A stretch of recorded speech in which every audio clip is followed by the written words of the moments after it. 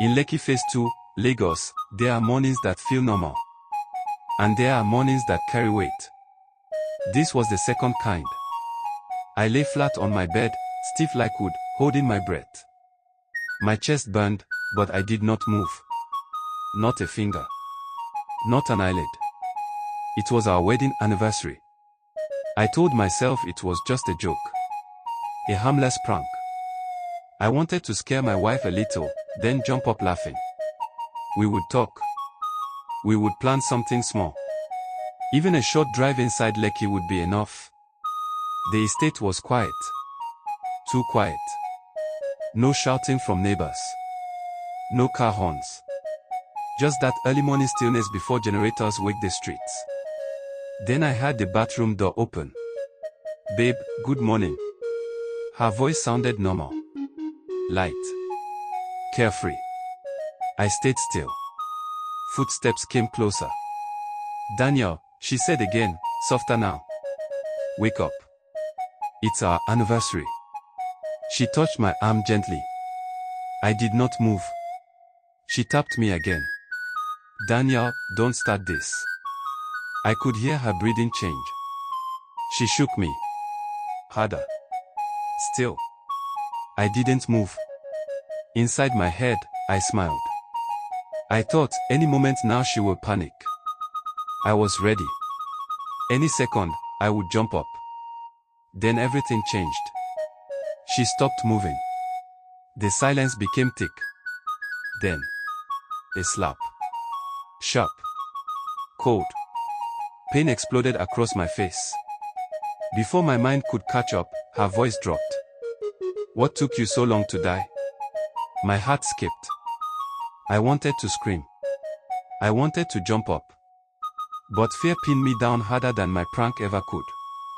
She spat on my face.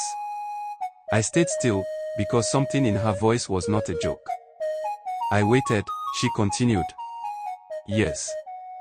Her words cut deeper than the slap. She reached for her phone. "It's done," she said calmly. "Yes. He's gone." Every word landed like stone. Minutes later, the door opened again. Another voice entered the room. A voice I trusted. Finally, the man said, "I thought this day would never come." It was Chike. My best friend. The man who stood beside me on my wedding day.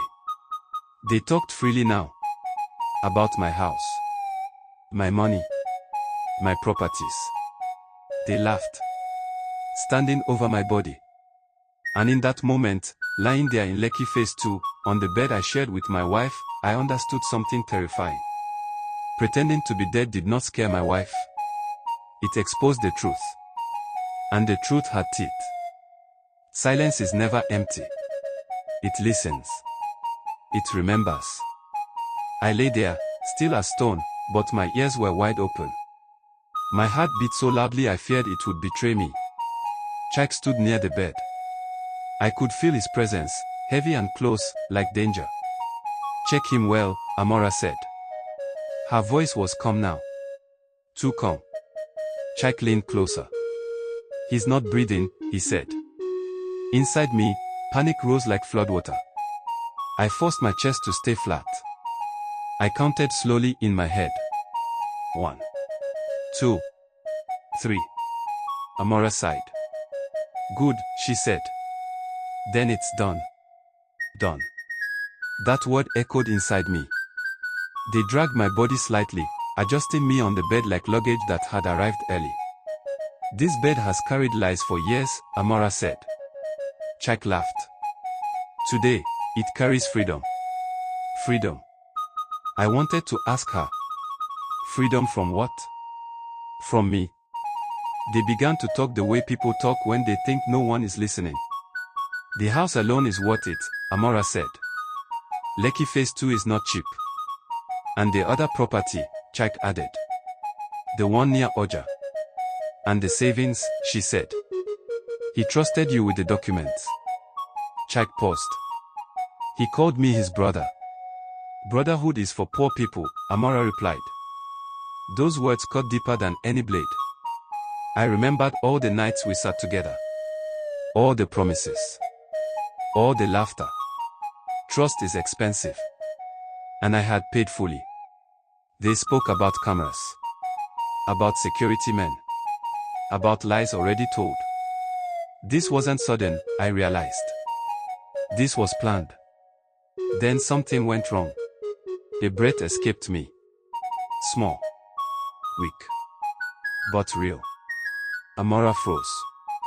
Did you hear that? She asked. Jack stiffened. I heard something. My heart nearly stopped. I wanted to pull my breath back, but it was already gone. They stood there, listening. The dead don't talk, Amora said slowly. But sometimes, Jack replied, they don't die immediately. Fear entered the room. And for the first time, I understood. Silence hears everything. But it also waits. Have you ever been in a house that suddenly feels like it is watching you? That was how our home in Lekki Phase 2 felt that morning. I was still lying on the bed, pretending to be dead, but my spirit was wide awake. My heart beat like a drum hidden underwater. Amora stepped back from the bed. Let's move fast, she said. Death should not overstay. Jack nodded. I'll call the driver. As he turned to leave the room, the light flickered. Once. Twice. Then it stayed on. Amora froze. Did Nipper take light? She asked. Jack shook his head. No. Generator is on. Silence filled the room again. The kind of silence that presses on your ears.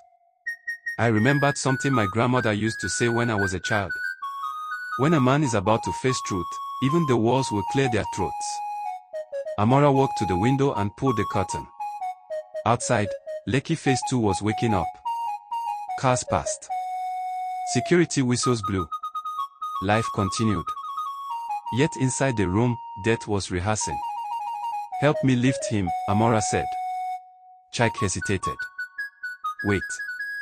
Let me check something. He leaned close to my face again. Too close. I could smell his cologne. The same one I bought for him last Christmas. He stared at my eyes. Daniel, he whispered. Brother. That word again. My chest tightened. Jack placed his fingers near my nose. I stopped breathing. Time stretched. Seconds felt like years. Then he pulled his hand back. He's gone, he said. Amora exhaled sharply. Good, she replied. Because I can't pretend anymore. Pretend. That word stabbed me. You pretended to love me, she continued. You pretended to be grateful. Her voice shook now. I cooked for you. I smiled for you. I followed you everywhere like a shadow. She turned toward my body. But shadows grow tired. I wanted to scream.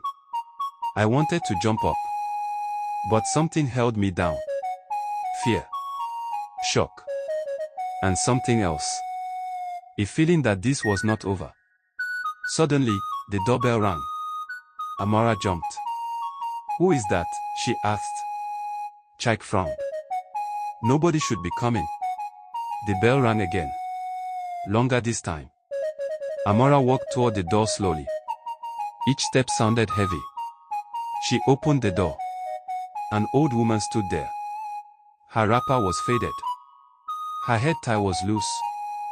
Her eyes were sharp like they could cut truth open. Good morning, the woman said. Amora forced a smile. Yes, good morning. I was sent, the old woman said. Sent by who? Amora asked. The woman looked past her. Straight into the house. By those who do not sleep, she replied. Jack stepped forward. Madam, you have the wrong house. The woman smiled.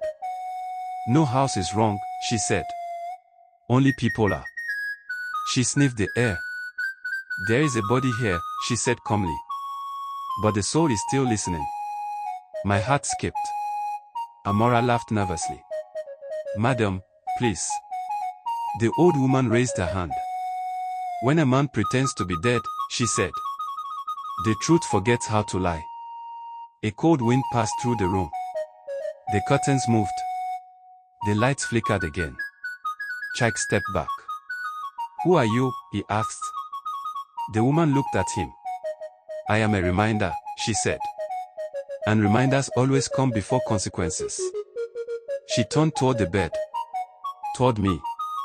I felt it then. A pressure. A warmth. A voice inside my head. "Do not rise yet," the voice said. "Let them finish digging." The old woman nodded slowly, as if she heard the same voice. She turned back to Amara. "Celebrate carefully," she said. "Because not all dead stay buried." Then she walked away. Just like that. Amara slammed the door shut. Her hands were shaking. "Who was that?" Chike whispered. Amara swallowed. "Nobody," she said. "Just a mad woman." But her voice betrayed her. And for the first time, I knew. This was bigger than betrayal. Something ancient had entered our story. And it was watching. Every house has secrets. But some secrets refuse to stay hidden. After the old woman left, the air inside the house changed. It felt heavy, like rain waiting to fall. Amara locked the door and leaned against it. "This is getting out of hand," she said. Chike wiped his face. "It's nothing," he replied. "Just fear playing tricks." Fear.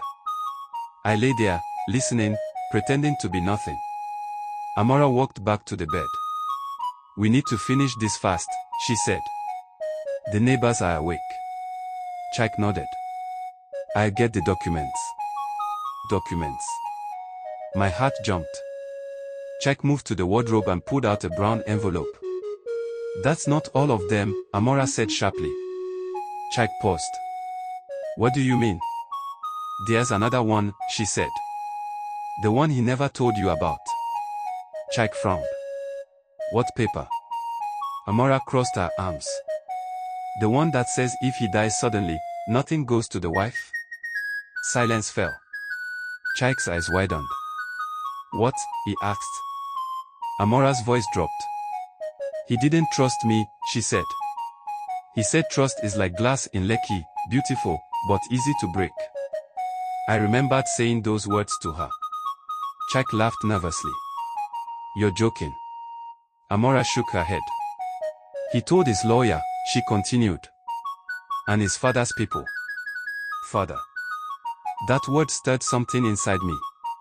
My father was a quiet man. But his silence carried weight. Chike slammed the wardrobe shut. "So all this," he said, "might be for nothing." Amara turned away. "I didn't marry him for nothing," she said quietly. That was the truth. Chike stepped closer. "Then why did you marry him?" he asked. Amora's eyes filled with tears, but they were not tears of love. "I married him to escape," she said. "Escape from what?" Chike asked. Amora laughed bitterly. "From hunger. From noise. From begging." She turned toward the bed. "He was kind. Too kind." Her voice hardened. "Kind people make weak enemies." Something inside me cracked. Chike shook his head. "You said you loved him." "I loved what he could build," she replied. Chike stepped back. "That's not love." Amora snapped. "Love doesn't pay Lekki rent." Her voice echoed. Then something happened. The generator coughed. The lights went out. Darkness swallowed the room. "Nipa." Chike whispered. "No," Amora replied. Generator was full. In the darkness, a sound came. Paper. Rustling. Amora gasped. "I didn't touch anything," she said. The envelope in Chike's hand began to shake. Then it slipped from his fingers. A single paper slid out. It landed near the bed. Near my hand. The lights came back on. Amora bent to pick it. But the paper moved. Slowly. As if pushed by air. Chike stepped back. "No," he said. The paper stopped. Right beside my fingers. I felt warmth. A calm strength. A memory. My father's voice. Truth does not burn. It waits. Amora screamed. Burn it, she shouted. Chai grabbed the paper and ran to the kitchen. Amora followed. I lay there, my eyes still closed. But my mind was clear. The paper mattered. The ancestors were not done. And for the first time since that slap, I knew I would not stay dead for long. From the bedroom, I heard the sound of the gas stove click on. Chai's voice shook. Hurry, he said. Before this gets worse. Amora's footsteps were fast. Put it inside, she ordered. Burn everything. Everything. I listened as the flame roared. Paper crackled. Then suddenly, silence. No, Chai whispered. This paper. What? Amora snapped. It's not burning, he said. Amora laughed loudly. You're scared, she said. Fire burns paper. Chai pulled the paper out. It's still here, he said. Not even black. Amora rushed closer. That's impossible. They stared at it. The paper was clean. Untouched. Amora's face changed. Read it, she said quietly. Chai hesitated. Read it, she shouted. He swallowed and began. If Daniel dies under unnatural circumstances, he read, all properties will be transferred to the Daniel Family Trust. Amora froze. Chai continued. The wife, Amora, will receive nothing. The room went silent. My heart beat calmly now. This was the truth my father helped me prepare. Amora screamed. He tricked me, she cried. Chai stepped back slowly. No, he said. He protected himself. Amora turned on Chai. You knew, she asked. Chai shook his head. Not everything, he replied. But his eyes lied. You said we would share everything, she shouted. Chai raised his hands. We still can, he said. How, she asked. Chai lowered his voice. He's not gone yet. My blood turned cold. They walked back into the bedroom. Amora stood over my body. She raised the pillow. End it, she said. Chai hesitated. This is murder, he whispered. Amora's eyes were empty. He's already dead, she replied. Chai moved closer. My lungs burned. My heart raced. Then, a loud knock at the door. Bam. Bam. Open this door, a voice shouted. Security. Lekki security. Amora dropped the pillow. Chai stepped back. The knock came again. Open now. Amora rushed to the door. Come in, she shouted. Chai leaned over me. His voice dropped. If you're alive, he whispered. Now is the time. My fingers twitched. The ancestors had waited long enough. That moment came when the knocking did not stop. Bam. Bam. Bam. Open the door now, the security man shouted again. Amora's hands shook as she turned the handle. Two estate security officers stood outside, their torches already on, their eyes alert. We received a report, one of them said. Someone said there was trouble here. Amora forced a smile. No trouble, she said quickly. My husband is just unwell. Then why didn't anyone answer earlier, the officer asked. Before she could reply, Chai spoke. He collapsed, Chai said. We were trying to help. The officer stepped inside. His eyes moved slowly around the room. The bed. The scattered papers. The fear in their faces. Then his gaze landed on me. Is he breathing? He asked. Nobody answered. The officer stepped closer. He leaned down. He listened. And in that moment, I knew. If I stayed silent, I might never speak again. I opened my eyes. I took a deep breath. And I sat up. Amora screamed. Chike staggered backward, hitting the wall. The security officer jumped back. I'm alive, I said calmly. The room froze. Amora's mouth opened, but no sound came out. Chike dropped to his knees. You were dead, he stammered. I looked at him. No, I said. I was listening. The officer recovered first. Sir, he said. What is going on here? I stood fully now. My legs were weak, but my voice was strong. I faked my death, I said. And it showed me the truth. Amora shook her head violently. He's lying, she cried. He's confused. I looked at her. On our wedding anniversary, I said. You slapped me and called me a fool. Her eyes filled with fear. You said you waited years for me to die, I continued. You called Chike and celebrated.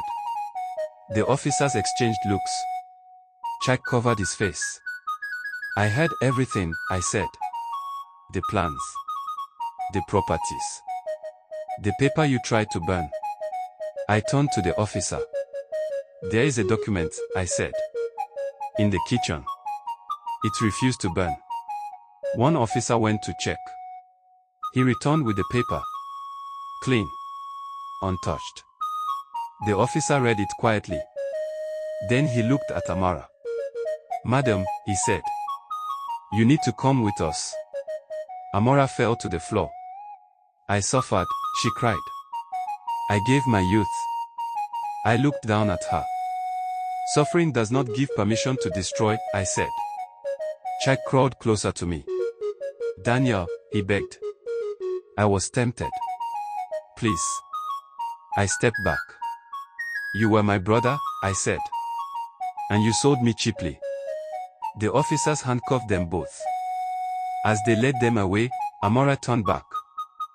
This city taught me this, she screamed. Lekki taught me to want more. I shook my head. No, I said softly. Greed taught you. When the door closed, silence returned. But this time, it was peaceful. Outside, dawn had fully broken. Lekki Phase 2 was alive again. I sat on the bed. My body trembled. Then I felt it. A warmth. A calm. The old woman's voice echoed in my mind. Truth rises when it is ready. I understood then. The ancestors did not save me because I was perfect. They saved me because I listened. This story teaches us that truth has patience, but it never dies. Daniel pretended to be dead as a joke, but in doing so, he discovered the truth that was hidden behind smiles, love, and loyalty. This shows that people often reveal their real hearts when they believe they are not being watched. The story warns us that greed destroys love. Amora did not fall because she lacked food or shelter, she fell because she allowed desire to become greater than gratitude. When a person wants more than what is enough, even kindness begins to look like weakness. It also teaches that betrayal often comes from those closest to us. Chike was not an enemy from outside, he was a trusted friend. This reminds us to choose our inner circle carefully and to understand that trust must be built on character, not familiarity. Another strong lesson is that suffering does not give permission to do evil. Amora believed her past pain justified her actions, but pain explains behavior, it does not excuse it. Every person is still responsible for their choices. The story also highlights the quiet power of wisdom. Daniel survived not because he was stronger, but because he listened to warnings, to signs, and to ancestral guidance. Wisdom often speaks softly, but it saves lives. We learn that shortcuts lead to long regrets. The plan to gain wealth quickly led to shame, exposure, and loss. What is gained through deception cannot be enjoyed in peace. The ancestors in the story represent moral balance. They remind us that the earth remembers every action. Even in modern cities like Lekki, tradition, conscience, and spiritual law still operate. Urban life does not cancel accountability. Finally, the story teaches that pretending can reveal reality. What began as a prank became a mirror. Sometimes, truth only shows itself when we step back and watch instead of rushing forward. A house built on lies may shine, but it will never sleep in peace. Those who wait for another person's fall forget that the ground listens. Wisdom walks slowly, but it always arrives.